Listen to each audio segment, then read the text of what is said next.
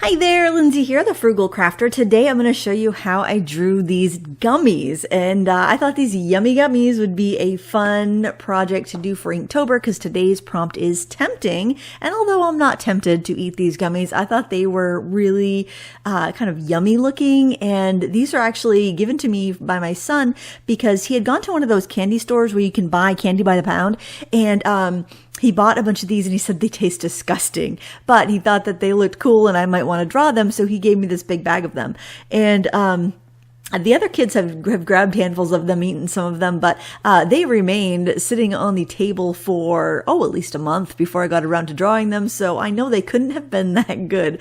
But anyways, they just look delicious, don't they? I just love the glossy surface and the pastel colors. And of course, this translucent green apple is just, I love drawing sparkly, clear things. So I couldn't resist. I was too tempted not to draw them. They tempted me drawing wise, not eating wise, but definitely, I've been tempted to draw them. I didn't know if they'd be interesting enough as their own subject matter, but once I just kind of started to look at the details, I really got into it and really enjoyed it. And what really made me want to tackle this today was that I got this set of markers sent to me from Ohuhu. They're the 48 pastel colors, and they're the new arrangement. They had a set of 48 pastel colors. I think they released it about 2 years ago, and it had a lot more deeper tones, like almost muted midtones, I would say, than true pastels. And this set is different. I would say it's more lighter tones. There are a lot of muted tones, but they're all definitely lighter in value. And so I thought this would be a perfect chance to give those markers a whirl and paint these yummy gummies. These pastel markers are coming out today. I don't know how much they're going to cost, but generally Ohuhu markers go for around 80 cents a marker in their sets. So it's probably going to be around $40. I'm guessing, but I will link to the Ohuhu website with a 10% off coupon code if you're interested, and they should have them on Amazon too. So I would check both places. I always recommend checking both places if you're considering a product. So because they're pastel tones, I went right in and sketched right with the markers. I didn't do any preliminary pencil sketching or colored pencil sketching. I just went right in. I like to do my fine lining last. It's just the way that I work because I like to be kind of constantly nudging lines and drawing and re-evaluating and all of that stuff while I'm using my markers. I know it's not how everyone uses markers, but it's kind of the technique I've developed over the last 10 plus years using alcohol markers. And I have a new alcohol marker course coming out later this week. I'm just putting the final touches on it now. So just watch my channel. I will let you know when it's ready, and I will be giving a 50% off discount when I launch it. So my subscribers get the best deal. So just stay tuned for that. I'm not ready for it yet, but within the next couple days I will be because it's almost done. So I love pastel markers for that because I can kind of jump right into the drawing or the painting. I treat alcohol markers more like a painting medium than a drawing medium, I guess. And I get right in there with the color. And you might like that technique. If you like the way I do marker art, if you like the way my marker art looks, then yeah, you might be interested in that. Anyway, so I'm not just using colors from the pastel set though. I want to make that really clear. I am using some regular assortment markers as well. So I find that pastel sets in any medium are just, they're not standalone sets. They are definitely accent sets or sets to augment other sets you already have. If you don't already have alcohol markers, I wouldn't say go buy that pastel set first because it's not going to be as versatile as a general assortment. And I was dipping into the general assortment that they're releasing November 2nd, I think. They're coming out with a set of 320 brush tip markers. They are the Honolulu series. If you're familiar with those, they're the brush and chisel, or you can get a brush and fine tip. I assume those will come out in the 320 set as well. But again, I have no idea how much those are going to cost because they haven't been released yet.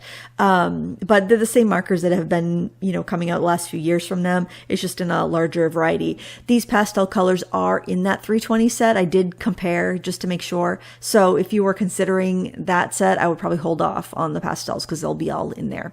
It is kind of neat that the pastel sets are being offered separately from Ohuhu and a variety of other markers because pastels are the colors that tend to wear out first. They have a higher alcohol content, so they tend to go dry faster than your general assortment.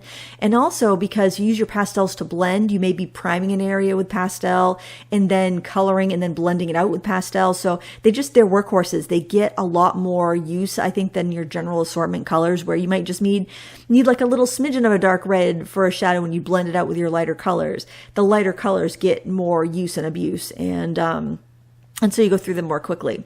So it kind of, begs the question, are you better off buying a pastel marker set of inexpensive markers, or buying a few refillable markers that have a, a foam rubber nib that may last a little bit longer, that you can replace the ink and replace the nibs? Well, that's up to you. I mean, it is more of an investment up front to go with like a Copic marker, but if you know you're going to use it and you're going to go through the ink and through the nibs and stuff, it may be worth it down the road.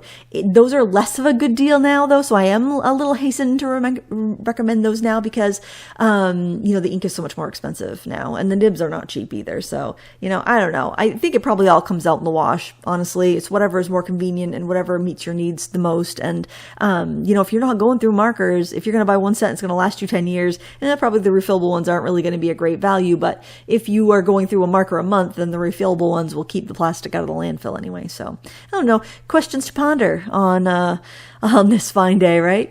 I am really just having fun layering up these colors. The nice thing about lighter shades is that you can keep layering and layering without over darkening your piece. And I just feel like you can be really painterly with those lighter tones.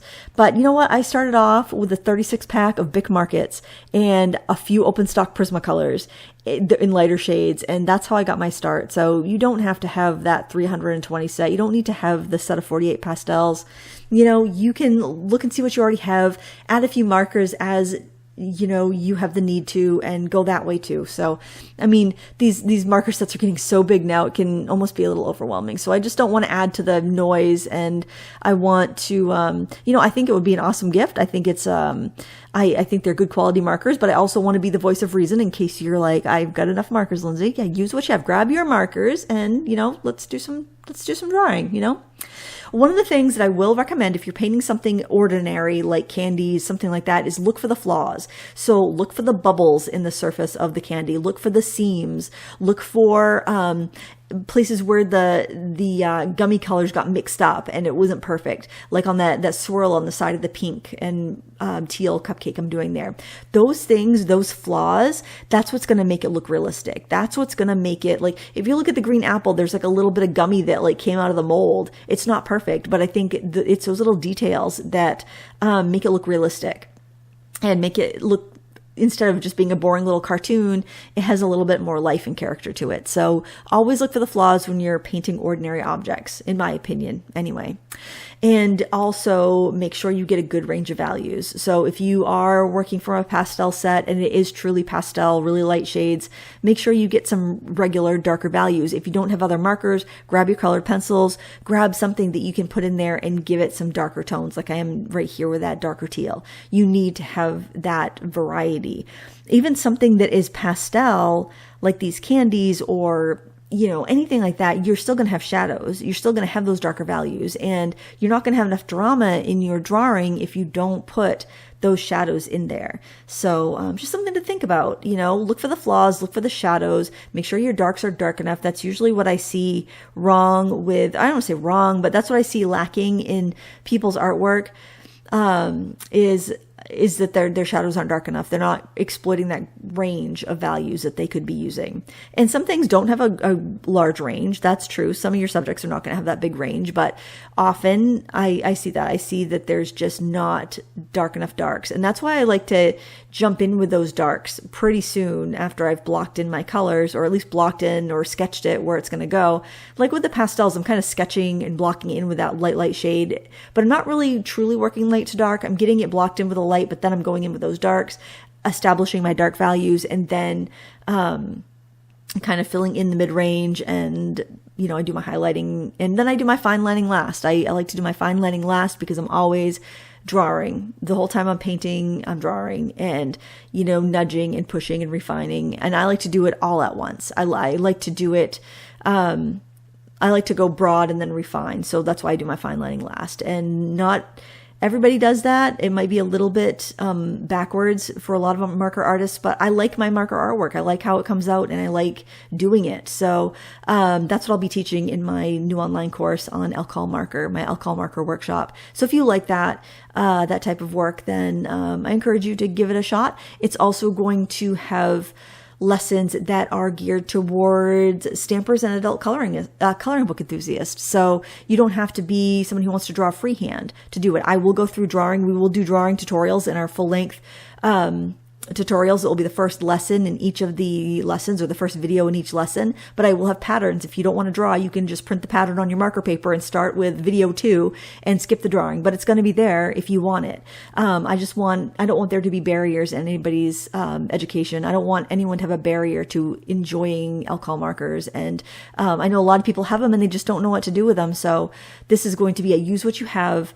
You know, this is going to be basic alcohol marker, and you can use whatever brand you have. I'm going to show you how to identify colors, identify undertones, teach you about values, color theory, all of it. But it's going to be distilled down to just what you need to know to get going and making some really gorgeous paintings, I think. And I call them paintings because it's like we're painting with ink, isn't it? I think so. It's very painterly, especially the brush tip markers. It's so much fun. I just love it. But anyway, I'm just finishing this up with some white gel pen here. And I'm also going to do a little bit of fine lining, but I'm not going to use the black ink, but we'll get to that in a second.